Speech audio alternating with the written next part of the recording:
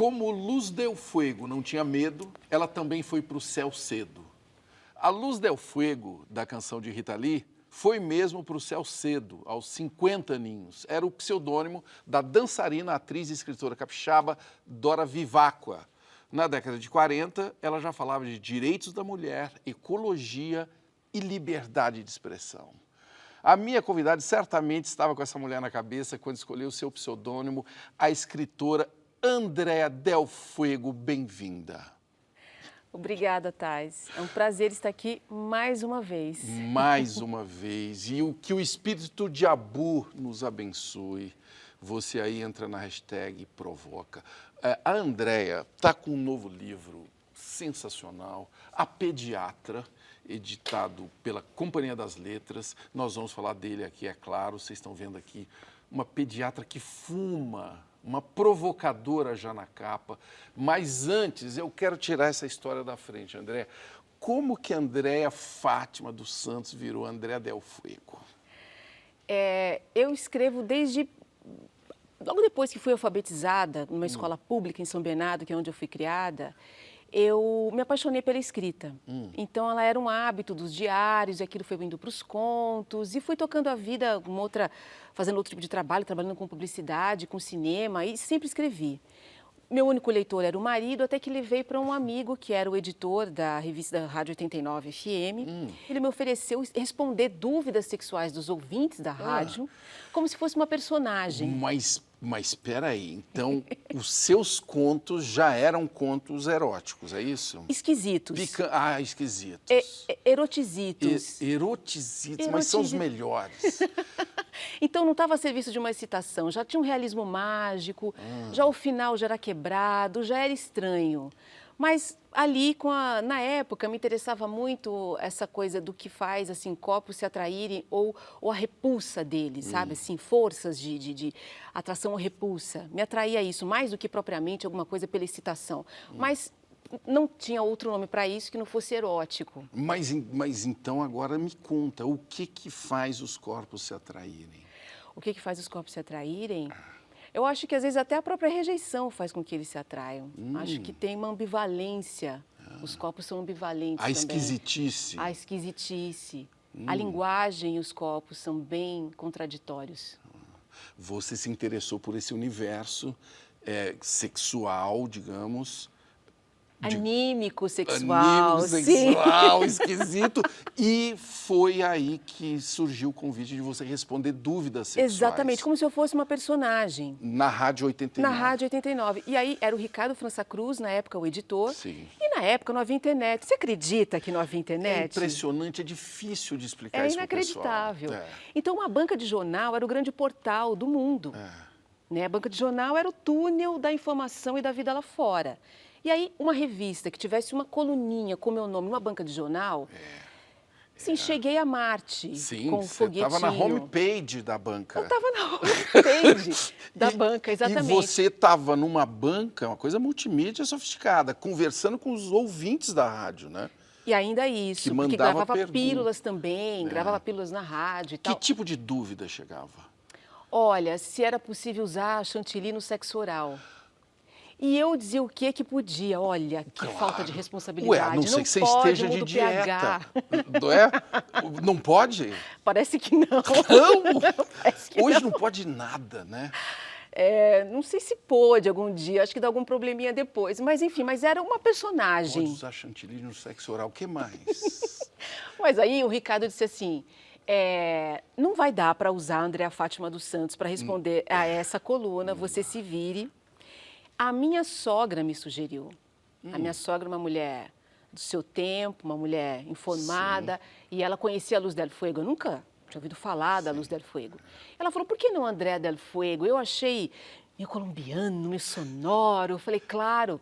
Ótimo. Mas é claro, vai ser isso. Ótimo. E eu nunca pensei numa carreira literária. Até hoje eu não penso, assim, o que vou fazer nos próximos anos, olhar para trás, olhar para frente. Mas agora é tarde demais. Agora é tarde demais. Agora você já está nela e eu diria que muito nela. dentro dela, né? Eu hoje represento um segredo enrolado no papel.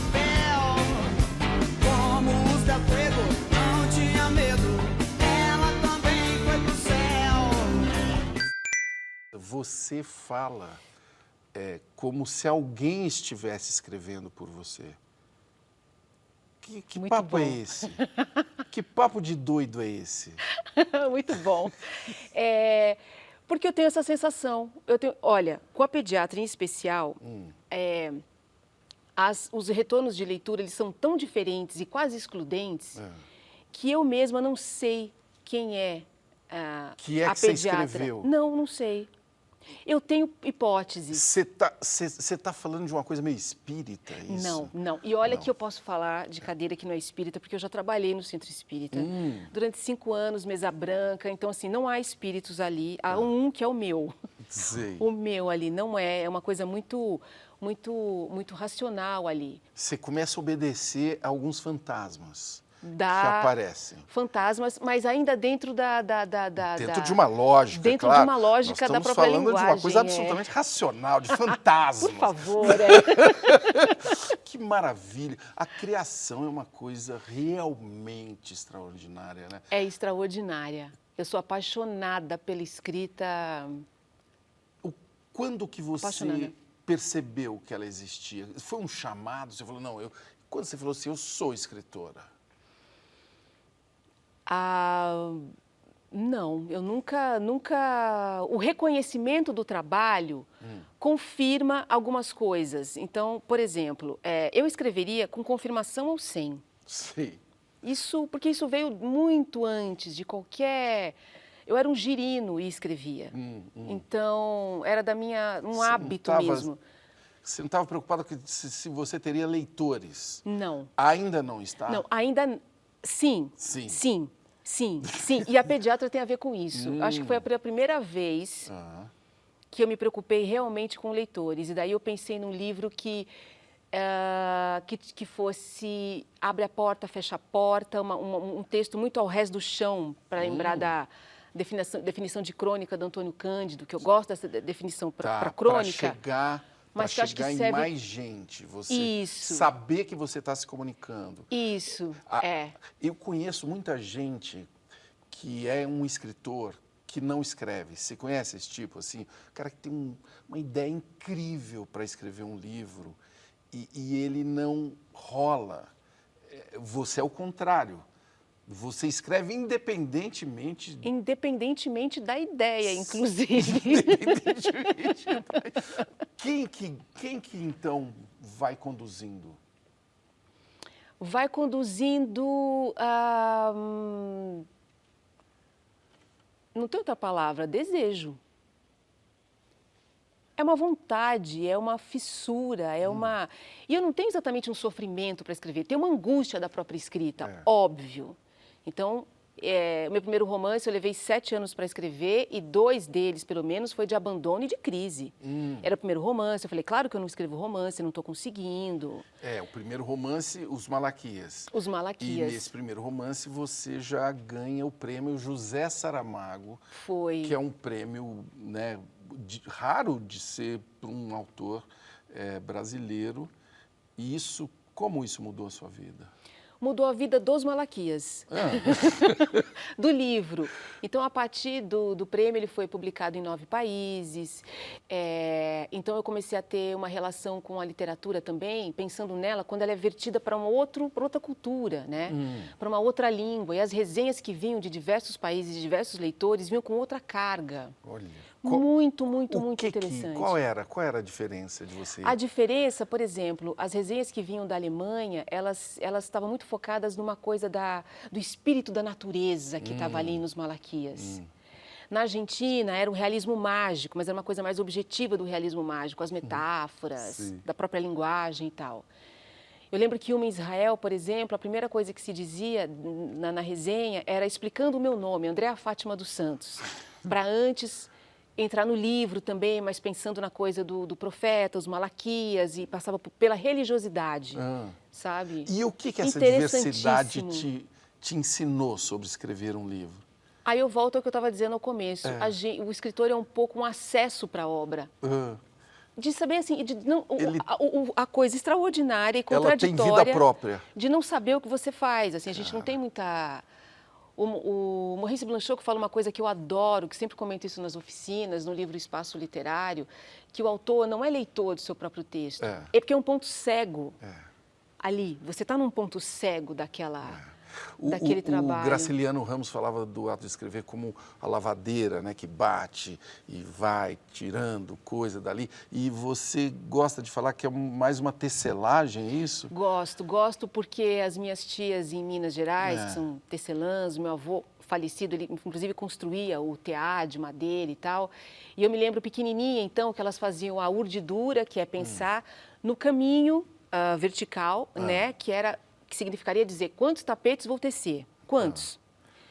E depois você estava naquela cadeirinha e daí se pensava na linha horizontal, que é a própria trama. E quando eu penso num livro, eu sou controladora também em alguns processos, eu penso faço uma escaleta para ele, que é uma urdidura. Quantos capítulos, quanto tempo até eu posso levar para escrever esse livro, e depois eu me sento e faço a trama. Eu estou achando que você está mais artística do que o Graciliano, porque quando ele fala da lavadeira, parece que o escritor é mais um ofício mesmo, uma coisa de... Mas também, não, completamente. Eu tenho, como diz, vasinhos, eu posso falar aqui das minhas doenças, da cintura para baixo, que são dessas que as pessoas ficam horas por dia sentadas. Isso existe, é um compromisso e é um ofício mesmo. São horas diárias, é uma vida. Como que é essa rotina? Vida. Conta para quem está louco para entrar nessa, porque escrever é uma coisa sexy, né? Sou um escritor, não é? Para alguém, né? Para si próprio, acho que não. Não, né? Não me sinto sexy. É muito tempo sentado. Conta como que é isso. Não é sexy, uma almofadinha, entendeu? Não é. Eu acho que tem uma organização que acho que poucas pessoas pensam assim, bom, eu tenho uma ideia e vou escrever, mas não pensa na materialidade, aí indo para essa coisa objetiva do ofício, da materialização. Então, por exemplo, você precisa de um cúmplice na tua casa. Se você não mora sozinho ou sozinha, se tem um companheiro, uma companheira, é preciso ter um entendimento de que algumas horas, que parece que você está no mundo da lua, ou alheio, inclusive à pessoa e ao mundo, você está fazendo uma outra coisa, um trabalho. E que não é bom ser interrompido. Que é bom não ser interrompido e que muitas vezes você não se convence de que aquilo é um trabalho. Mas que aquilo foi um certo... uma coisa que vai passar. Uma doença, uma hora passa. Então, você precisa organizar o tempo. Então, eu acho que com horas de voo de escrita, você começa a ter uma qualidade desse tempo melhor. Por exemplo, não precisar, muitas vezes, de 3 horas direto escrevendo. Mas se você tem 15 minutos de uma concentração de qualidade, que é esse acordo que você faz com o seu entorno, a coisa acontece. É mesmo. A coisa acontece. Os sprints de 15 minutos, aí sai para jogar água nas plantas. Exatamente, né? Mas é um mergulho, um desligar. Desligar mesmo, né? E que a escrita diária ou contínua, que muitas vezes não pode ser diária, ela vai te levando, né? Vai te levando. Parece que é igual natação, né? Que você vai nadando, Perfeito. Aquilo parece meio chato. Aí Perfeito. chega um dia que você está nadando todo dia, não é? Isso, que é um pouco isso. E aí lidar com a linguagem é um pouco isso, porque a cada processo me parece que você começa são novas águas, para usar a tua metáfora da piscina. Para encontrar voz, porque você pode organizar o texto com escaleta, você pode fazer a pesquisa que você quiser, isso ainda não é a voz do texto. É esse lugar que eu digo que tem algum enigma aí. Que não tem como contar o segredo. Que também não é espírito. Que não é espírito, não é. Ainda bem que é um segredo que está aí, né? Esse é o barato, não é não?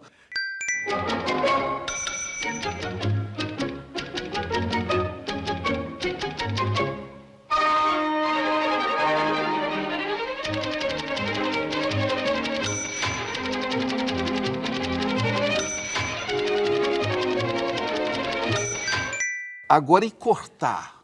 Você sofre com ter que cortar, jogar fora? No começo, Dói. Era como se cortasse na carne. É um clichêzão, mas é como se cortasse na carne.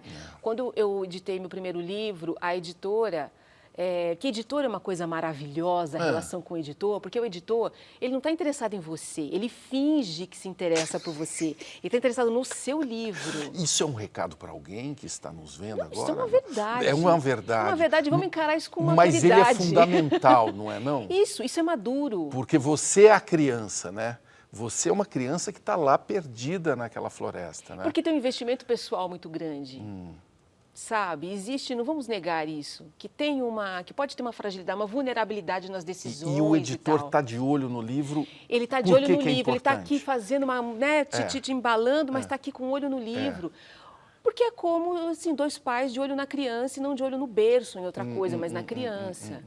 Ele está vendo ali alguma coisa do livro que certamente você não está enxergando, inclusive para a vida material desse livro, né? Que é para onde ele pode alcançar, para os leitores e tal, tudo isso. E na minha primeira experiência, a editora disse, bom, a Tula Mello, que era da editora O Nome da Rosa, faleceu há alguns anos, foi quem abriu as portas para mim. Ela disse, bom, a gente pode mexer em alguns contos, ela me indicou alguns contos. Eu fiquei louca, louca. Eu fiquei ofendida. Se você falou de um livro como uma criança, ela queria cortar a sua criança, né? Não, ela estava dando uma vacina para essa vacina. criança. Ela estava botando ordem. Estava melhorando a saúde. Ela estava melhorando a saúde. E você Era sofrendo uma mãe ali. que estava, sei lá, Enlouquecida, lavando a achando criança que- com chocolate, né? Entendeu? Ela botou ordem. Eu gostei dessa. E não adianta, né? O chocolate tem uma hora que enjoa, né? Não serve. Whether you're a musician or a photographer, a fine artist or a cartoonist, a writer, a dancer, a singer, a designer, whatever you do, you have one thing that's unique. You have the ability to make art. And for me, and for so many of the people I've known, that's been a lifesaver. The ultimate lifesaver. It gets you through good times and it gets you through the other ones. O seu livro, Os Malaquias, o seu primeiro romance que ganhou o Saramago e tudo mais, hoje a gente não consegue encontrar esse livro. Como que o Brasil trata os seus escritores, Andréa? Eu acho que hoje até melhor. Meu Deus! Sim, eu sou bastante otimista com o momento atual. Mas em relação só aos Malaquias, ele vai ser reeditado pela Companhia das Letras, deve sair no primeiro semestre de 2022. Que maravilha, que bom, Que necessário. maravilha, que maravilha. Mas assim que ele saiu, foi pela Língua Geral, e depois do prêmio, não teve uma outra edição e tal, acho que a editora também estava num outro momento. Sei. E, enfim, ele E às vezes é o atravessou... caminho dos livros, é esse, né? Olha, você vai achar que é enigmático, espiritual. Eu juro, tente entender isso sem colocar Deus na jogada, mas Eu vou tentar. são as variáveis. Eu vou tentar, eu vou fazer o seguinte, sabe quem que eu vou colocar na jogada? Eu vou colocar a pediatra. No próximo bloco nós vamos falar, pessoal, de uma pediatra, assim, eu diria, ela pode ser psicopata, canalha ou sincera demais. Nós vamos falar dos perrengues da maternidade, que é esse livro mais recente de Andréa Del Fuego, A Pediatra. A gente já volta.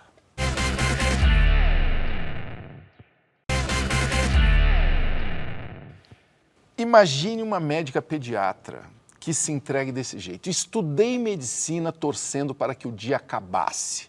Deveria ter desistido quando estagiei no pronto-socorro e me vi diante da primeira criança doente.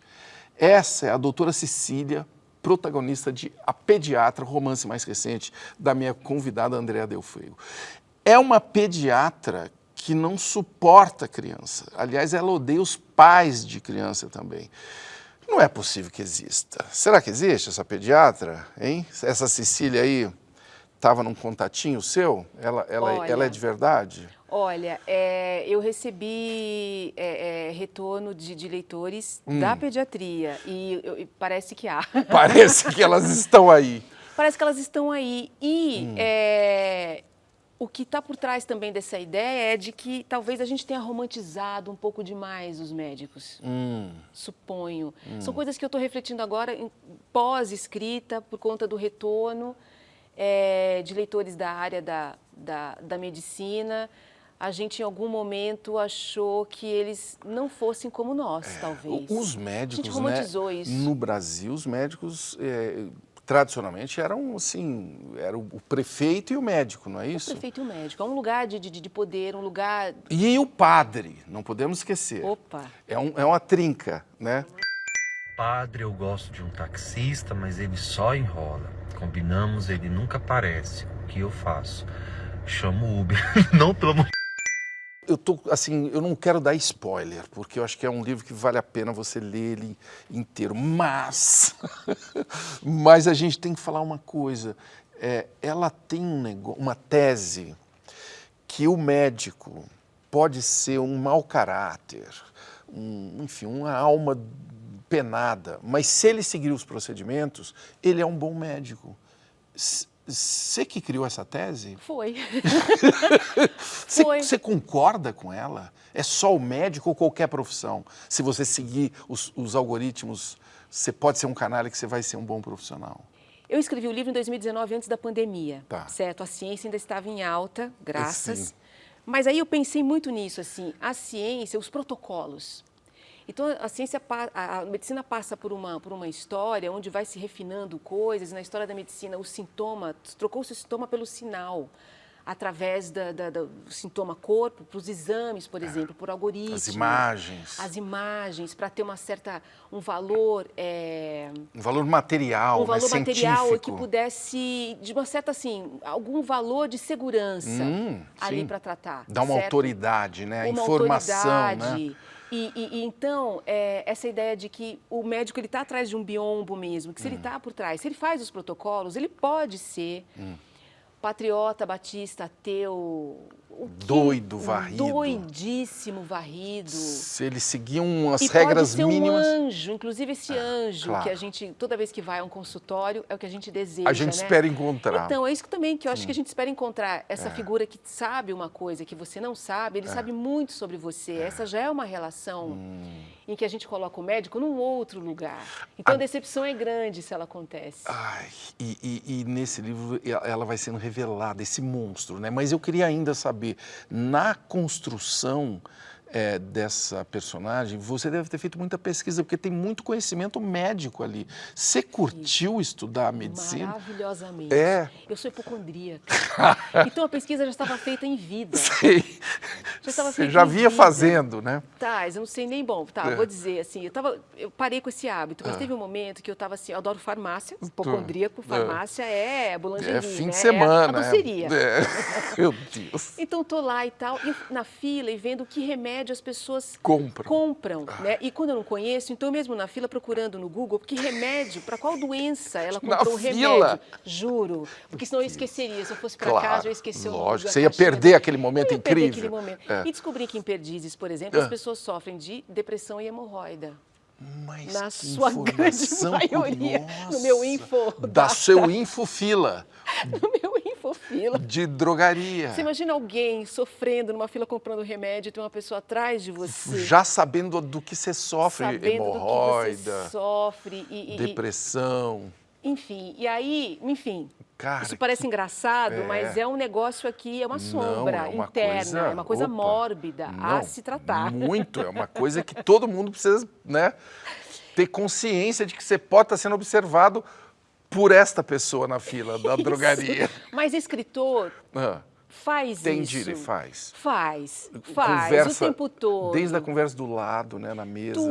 Tudo vai convergir para aquele rio ali que você está esperando só a hora de chegar para nadar. Eu desprezei a dor do parto, né? Parto orgásmico. Achei que ia ter 4 orgasmos enquanto paria. Mas na verdade não, na verdade era a dor de uma televisão 59 polegadas saindo. A pediatra, sua personagem, o que ela acha do parto humanizado? Ela acha uma bobagem completa, que aquilo, na verdade, tá enganando a parturiente, que aquilo não tem evidências científicas. Ela brinca dizendo assim, são evidências encontradas que elas leram na borra da xícara de café. E ainda sugere que elas vão ficar com o corpo deformado. Ela fala coisas horríveis. Eu fico pensando nas grávidas lendo o livro, se é Você fica indicado. pensando, o que você acha que elas estão... Só agora. O que você acha que elas estão pensando agora que você está falando isso? Agora, então, para as grávidas que estão lendo, é que o nascimento, se ele é cesárea, se ele é natural, se ele tem natural com intervenção, porque tem, né? Você sabe que tem, né? Claro. Parto vaginal, parto Sim. normal. Parto vaginal é aquele parto, enfim, o próprio vaginal, mas que teve algumas intervenções, tomou um soro, uma ajuda. O parto natural é aquele, como se diz assim, nasceu quiabo. É raiz, escorregou. Raiz, quiabo, escorregou. E a cesárea e todas as Aí possibilidades. já é uma Mas que intervenção. em todos os partos, eu adoro o termo intraparto. As coisas podem estar maravilhosas até o momento do intraparto, que é o momento... As variáveis acontecem ali, os dados são lançados. Não existe morte zero materna em lugar nenhum do mundo. Parir é um risco. É, claro. E é o risco da vida. É a vida, da é a própria. vida. A gente nunca sabe o que vai acontecer mesmo. Agora, a gente fala mal dessa personagem, assim, parece mas os leitores estão se identificando tanto. Muito, muito. Que eu não sei se você reparou, que tem muita gente publicando foto, botando a cara na frente. Por que uma canalha gera empatia? Você sabe me dizer, não? Porque somos, né, canalhas. No seguinte, assim... Somos a gente humanos. O que as pessoas veem nessa... e daí você pensava que no que é esse humano, né? A gente não se perfaz, assim, na ideia de fazer o globo perfeito, né? É uma falha, é uma ambivalência o tempo todo, né? Ter vontade de matar quem a gente ama, odiar quem a gente ama, amar quem a gente odeia. Uma cirurgia maravilhosa que salva vidas todos os dias, mas ela não é para ser feita em todas as pacientes, de uma maneira desnecessária, fora do trabalho de parto. O trabalho de parto, de fato, é fundamental para o nascimento. E se a gente for comparar a segurança, que é uma coisa que evidentemente as mães procuram, é muito mais seguro. Tem gente querendo falar com você.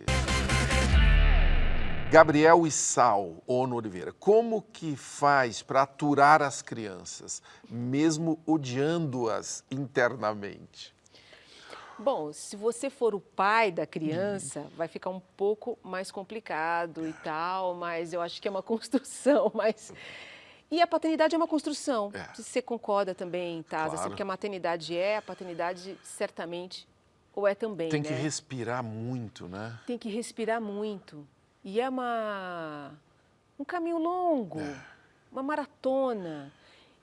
Mas na relação de médico e paciente, eu acho realmente que há muitas Cecílias e que dentro disso ela não vai cometer um grande erro médico, sabe isso? Ela não vai aplicar uma doença via seringa, ela não vai matar uma criança com veneno, não é isso. Mas ela não tem empatia. Mas como a ciência funciona, ela tem a sua... Tem o seu algoritmo. Tem seu algoritmo. Ela vai navegando ali, né? Ela vai navegando. Acho que dá para ela não gostar de criança, não ter empatia, sentir amores pela criança e tratar uma coqueluche. Resolver. Tratar um sarampo. E a mãe ficar feliz, a mãe e o pai. E a mãe e o pai. O Ronan Botelho, no seu excelente livro Os Malaquês, você misturou ficção com a sua história. Neste novo livro, há traços da sua realidade, ele pergunta. Talvez um jeito de dizer que não gosta de crianças sem suportar um cancelamento? Bom, eu nunca tive instinto materno, até ter o instinto materno. Eu engravidei aos 36 anos, uma primigesta tardia, que é o nome que se dá a esse momento da gestação, uma mulher mais velha. Sim. E eu simplesmente acordei, o software foi instalado. Foi instalado da mãe, chegou todinho. Chegou e assim, marido querendo ou não, isso aconteceu, ia dar meu jeito. Ainda bem que ele aceitou, meu companheiro de tantos anos. Isso é e maravilhoso, fomos lá. né? E fomos em frente, mas O que tem muita coisa da maternidade sobre vida pessoal, por exemplo, no livro. Eu sou a paciente que a pediatra dispensaria no primeiro minuto. Por quê? Porque eu fui a mãe que teve o parto humanizado, eu tive meu Jaime, eu tive a minha doula.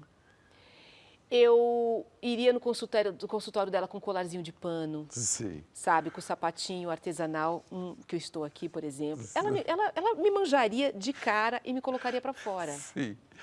Então, é escrever num sinal trocado. E tem um sinal trocado que eu preciso entregar para eles, é que você tinha ganho o prêmio Zé Saramago, um prêmio em euro e tudo mais. Este prêmio pagou o seu parto humanizado.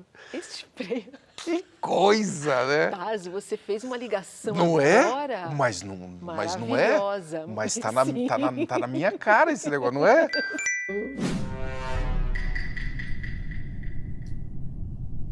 E agora, o que é que eu faço? Ter filho é um negócio incrível, né? Eu adorei parir. Aí você pariu humanitariamente, gastando todos os Zé Saramago lá. Humanitariamente. O Francisco, maravilhoso. A vida é inexplicável, que bom, né? Que bom, que bom. E a literatura, ela fica... A Jeanne-Marie Gagneban, que é uma professora da Unicamp, ela fala uma coisa dos escritores que eu acho tão deliciosa, que ela diz assim, o escritor é um sucateiro. Ele cata latinha, ele cata aquilo que foi descartado, aquilo que a história não aproveita, aquilo que o jornalismo não aproveita, que a antropologia deixou escapar, que a ciência recusou. É esse lugar que você pega os outros fila dados da farmácia, coisa que a gente nunca presta atenção, né? E aí ele vai lá e bota uma lente de aumento, assim, a fila da farmácia tem tudo a ver com a pediatra. A fila não está lá, mas é aquele espírito. Ai, meu Deus! Os seus diálogos vão indo num fluxo, assim, não tem travessão, não tem nada. Isso é para chamar a atenção do leitor, falar, fica ligado. Você não facilita a vida do leitor. Não. E meus outros livros, assim, o diálogo é espaço travessão. Tradicional, assim, Dessa que é uma vez, marcação gráfica que diz, estou saindo de cena e estou falando. Agora eu falo, e de quem fala, né? E como era uma primeira pessoa que encapsulada e que imaginaria o que está acontecendo em volta dela, faria sentido que estivesse no mesmo bloco. Porque tudo está sendo... O que vem de fora também está processado nesse pensamento dela, sem filtro algum. Então era importante que tivesse todinho num único bloco. Não, é uma delícia, é um fluxo muito legal. E eu imagino, assim, a imaginação solta para fazer isso, né? Essa que é a delícia. Essa que é a delícia, porque tem alguns... Com as 5 primeiras páginas, né, que foi quando eu soltei e tal, eu não sabia para onde ela ia. A trama foi acontecendo dia a dia. Eu vinha de processos que eu fazia uma programação capítulo a capítulo, que não estava legal. É um livro que eu estou há 5 anos tentando fazer e que estou dando com a cara na parede. E a pediatra foi uma escrita que me deu Eu comecei a pediatra para descansar de um processo anterior e pensei, esse vai ser diferente, esse eu não quero ter ideia para onde vai. Tanto que eu fiquei com um pouco... É diferente de escrever um romance por 7 anos, por exemplo, sabe? Eu estou descobrindo quem é a pediatra pelas leituras e eu sinto que eu decepciono quando eu falo sobre ela, porque as opiniões são muito distintas. Sim. Então, se eu digo que ela é canalha, mas é claro que não é canalha. Não fale da minha personagem. Se eu digo que não é canalha, como não é canalha? Essa mulher não vale nada. Eu vou ficar no centro. Não, você faz muito bem, porque eu quero que eles também fiquem. O que será que tem no celular da escritora?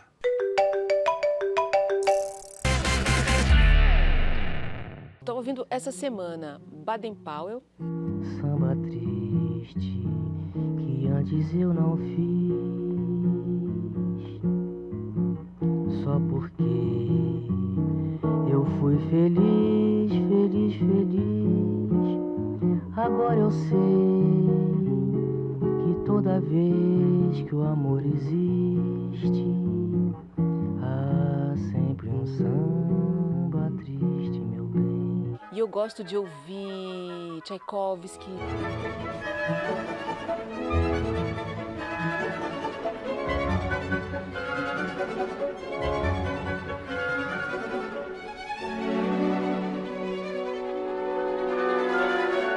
Pierre Boulez.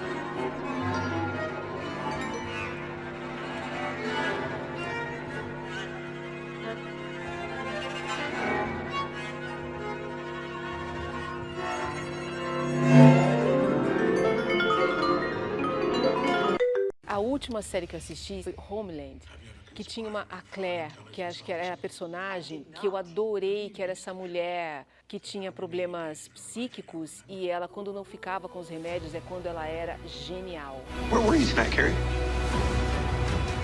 I lost 7 months of my life. Tell me I don't get a shot at some payback. Get out of our country. Leave us alone. You were off the grid for more than 90 minutes. Enough time to make a phone call. To my Russian handler? Uma mulher que circulava também entre trabalho e doença. Sim, sim. Remédio é uma coisa que você gosta, né? Pelo jeito, né? Eu tenho uma gaveta É. espetacular de remédios. É mesmo? É meio chocante para quem vê. É uma gaveta com uma variedade que você pode resolver qualquer problema. É uma farmácia de verdade. É um consultório. Você sabe que teve um momento... Você começou a ter paciência. Não, eu lembro que quase isso, assim, que era assim, amiga assim, perguntando, o que você acha que eu tenho? Porque minha conversa era essa, porque, quer dizer, alguém perguntou, né, o que tem da vida, né, real, né? Eu acho que tem a hipocondria, tá por trás desse... O que te atrai nos remédios, nessa possibilidade de botar algo para dentro? Ai, não é exatamente no remédio, assim, é um pouco o processo da própria doença, sabe? Que é os seus sinais, o que elas querem dizer, por que isso está aqui, para onde isso vai. É uma narrativa, a doença é uma narrativa. Que deve ser investigada. Que deve ser investigada. Por alguém, ou seja, você. E o que não é um médico, se não um crítico literário? Isso não sou eu que estou dizendo. Eu me aproximei estou assistindo como ouvinte uma aula de pós da Letras da USP, que é Medicina e Narrativa. E eles pesquisam narrativa e literatura. Eu digo que eu encontrei acho que encontrei minha tribo. Você encontrou sua tribo de malucos. E hoje eu te garanto que tem muito hipocondríaco vendo, falando, oba! E outros que vão virar depois do programa, né? Mas ver a doença como narrativa, sim. Veja, não é tão mórbido. Não é tão mórbido. Não é. É por isso que eles estão animados agora a vir aí atrás de você. Olha aqui, na última parte da nossa conversa, nós vamos falar de medo e coragem na pandemia. Como é que será que ficou essa mente dessa garota na pandemia? Daqui a pouquinho a gente volta.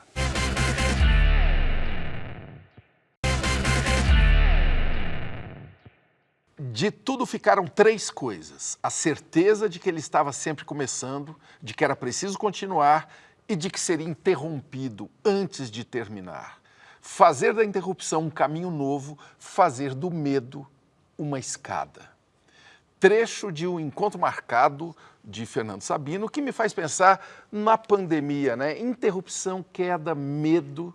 E a minha convidada, a escritora Andréa Del Fuego, levou a sério o isolamento social. Me disseram que você estava de quarentena até ontem, antes de vir aqui, assim, que você levou a quarentena, assim... Levei. Rigorosamente a sério, não é isso? Levei. Você estava com o quê? Chegou a ficar, assim, noiada? Claro. Claro. Claro. Quem fica saudável numa quarentena de quase 2 anos? Você chegou a falar uma coisa que você não confia no seu sistema imunológico, né? Teve um momento em que as pessoas, assim, sem vacina, elas se davam à exposição, que eu pensava, isto é uma autoestima imunológica. Não sou eu que não acredito, assim, eu acho que até... mas como pode ter tanta certeza? de que o teu corpo ele vai lidar, Vai resistir vai a resistir bravamente àquilo. Mas estamos então lidando com a ideia do risco, né? E que esse é o embate com o risco. Mas a gente está lidando também com a imaginação. Sim. E aí, para uma escritora... Piora demais. A pior, eu ia achar que talvez também ajuda você, no meio da pandemia, ficar imaginando. Então, não, eu só imaginei coisas piores. Só piores? Só piores. Só piores. Tipo o quê? Nossa, tipo... uma variante atrás da outra, cada vez pior, vacinas que não dariam... cuja imunidade não poderia ter uma cobertura por tanto tempo, um negacionismo que, enfim, que o presidente pudesse piorar ainda mais a situação cada vez mais. A gente sempre acha que não pode piorar e piora, né?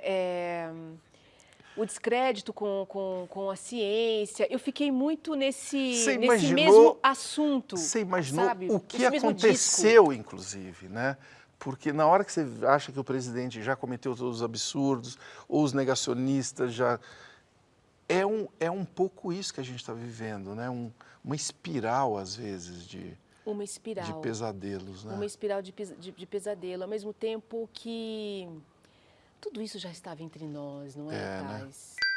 Né? Que loucura é essa? Não tem como. Que loucura é essa? Quer dizer, fechou o helicóptero, o vírus não entra. Fechou o aeroporto, o vírus não entra. A tela já está aqui dentro, pô. O pessoal vai vir de fora.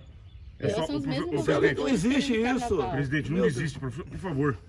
E o produtor fecha o aeroporto, tá bom. Do Paraguai não vem voo pra cá mais. É isso, por exemplo? É isso? Da Europa.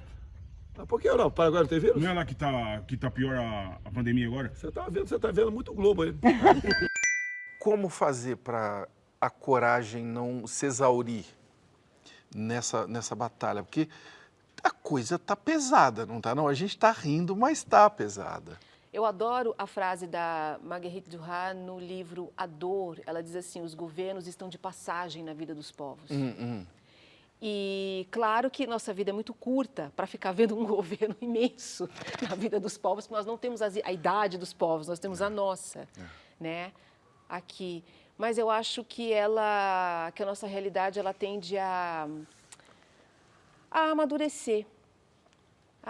Eu sei que isso é um otimismo para uma hipocondríaca, né? Parece até contraditório, né? Pensar numa coisa mórbida, que tudo vai dar errado, mas eu não acho isso. Você disse lá no Twitter que o seu filho, na pandemia, estava brincando de pega-pega com os colegas da escola no Zoom. Teve esse momento. Como que é possível brincar de pega-pega no Zoom? Eu agora me esqueci qual era exatamente o mecanismo, mas tinha a ver com acender, apagar ou habilitar ou não as telas. Olha. Habilitar ou não as telas. Então, assim, era um esconde-esconde sem sair do lugar. Cara. Não é a gente isso, um esconde-esconde sem sair do lugar nesse momento? Give me your attention, baby. I gotta tell you a little something about yourself. You're wonderful, flawless, ooh, you a sexy lady. But you walk around here like you wanna be someone else. Ooh, I know that you don't know. Os Malaquias começa com uma história real dos seus bisavós, não é isso? Dos meus bisavós. Eles morreram na queda de um raio. Nessa pandemia, você acha que você chegou a pensar que é um raio que está chegando aí, caindo na minha cabeça? Foi um raio que caiu na cabeça de todo mundo. Eu acho que assim, que todo mundo, mesmo não tendo passado pelo vírus, adoeceu de Covid. Porque ela foi uma doença mental, emocional, de expectativa, que mexeu com a esperança. Todo mundo adoeceu de Covid. E o que você aprendeu com isso? Tô aprendendo. Mas, aprendi a suspirar. Né? Mas esse suspiro foi de alívio. É de alívio. E é bom, hein? Reconhecer um bom suspiro, né? É de alívio. É de alívio. Porque acho que conseguimos. Veja bem, Tem muita... Isso aqui, eu acho que antes de 2024, assim, para esquecer Covid, a gente tem um bom chão. Sim, sim. Surpresas.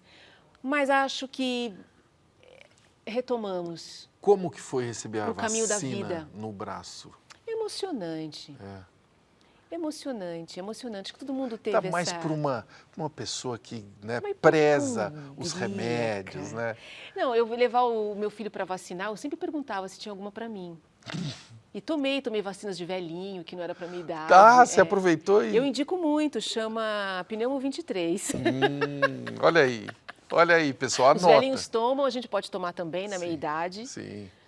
Protege de pneumonias e até de sinusites. Claro.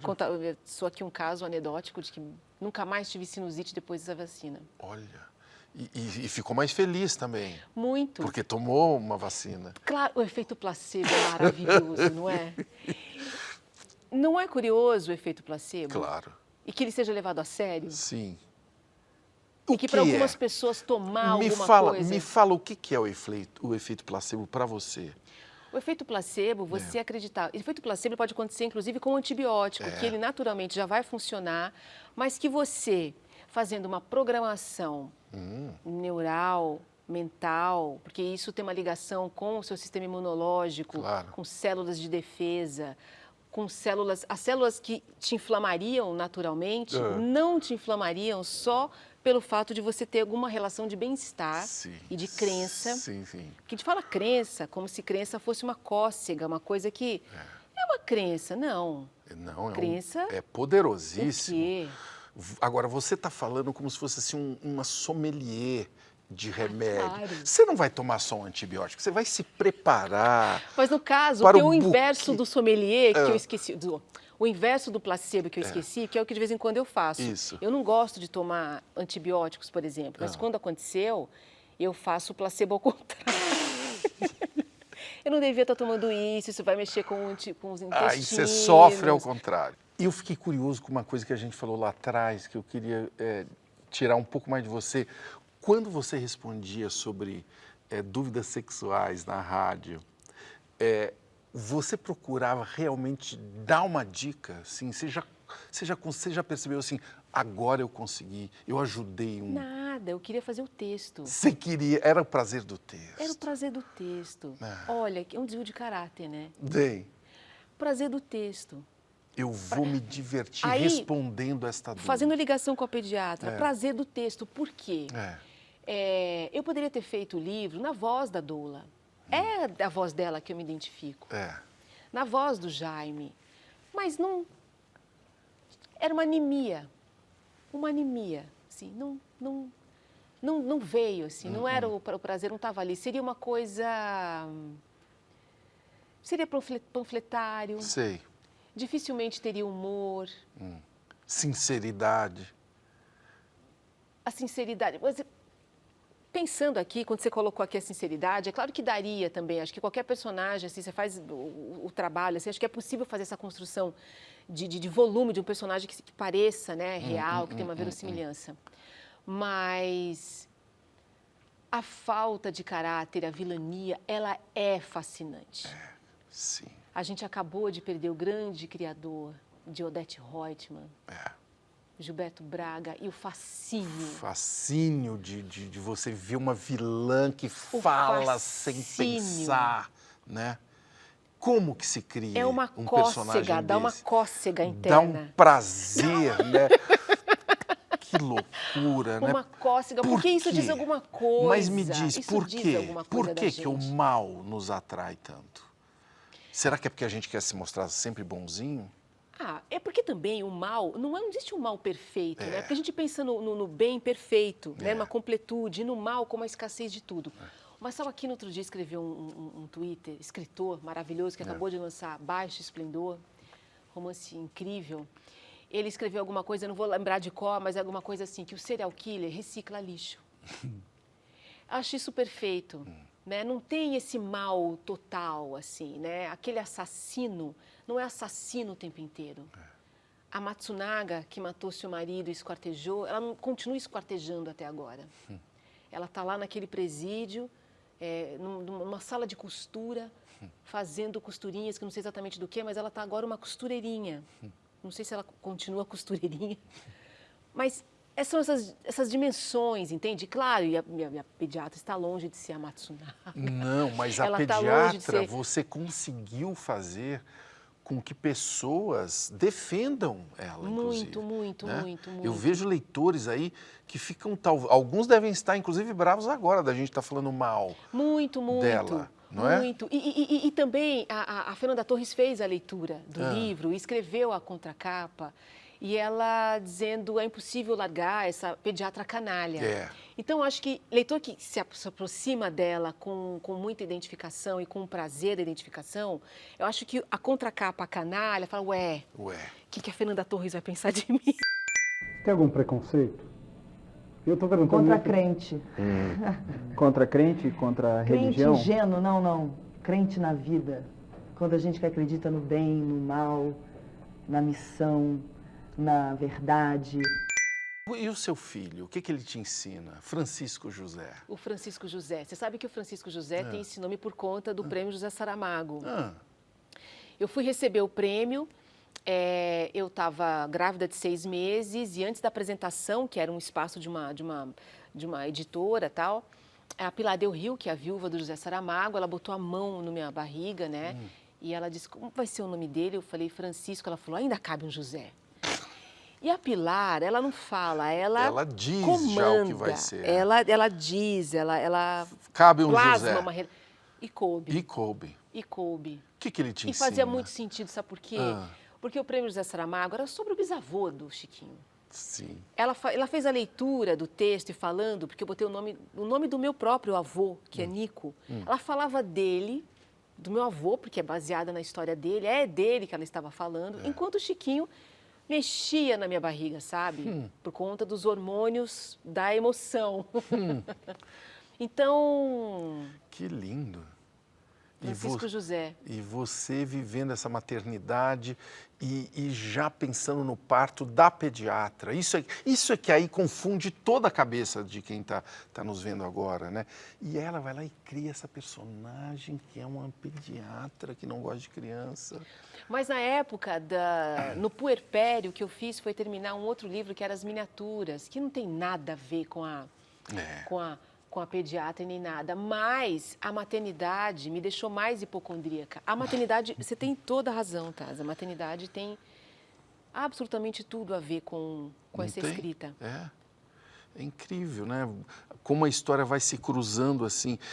Tem um tweet seu que é arte, como filhos é o amor da vida por ela mesma. Explique. Porque não tem depois. É a obra diante dos teus olhos, é a vida por ela, é a vida pela vida. Quando eu pensei em ter filhos, eu estava fazendo uma caminhada, porque eu tinha resolvido não ter filhos, era uma solução de vida, minha e do André, sabe? E aí um dia, numa caminhada, eu pensei, um livro não chega aos pés de uma pessoa. Jamais chegará aos pés de uma pessoa.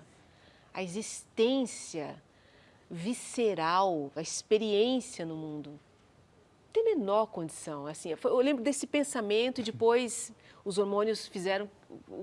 Os hormônios já deviam estar por trás desse pensamento, é evidente. Então, o Chiquinho é um acontecimento diário. Ele nasce todos os dias, sabe?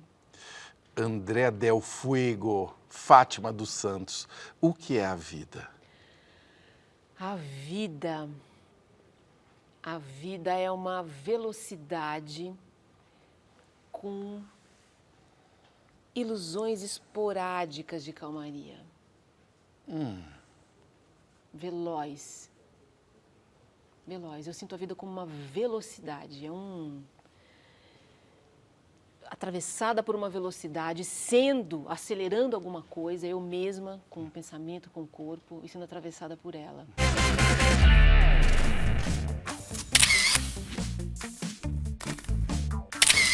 O André, depois da pediatra, que outro personagem você vai trazer para nos assustar? Eu vou trazer um praticante de artes marciais que se envolve com kardecismo. e com a comunidade chinesa. Aguardem. Segura essa, pessoal. Obrigado pela visita. Eu que agradeço.